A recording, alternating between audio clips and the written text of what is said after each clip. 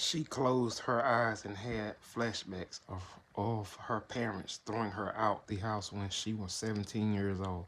They threw all of her stuff outside and kept her two kids.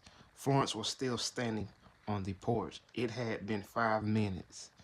She smelt smoke and opened her eyes and ran in the house where the stove was on fire. Florence said, "Oh my God, Troy is going to kill me.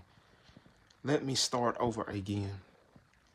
Diana was out in the market shopping. She was walking and noticed it was Troy from behind, hiding, holding hands with another woman.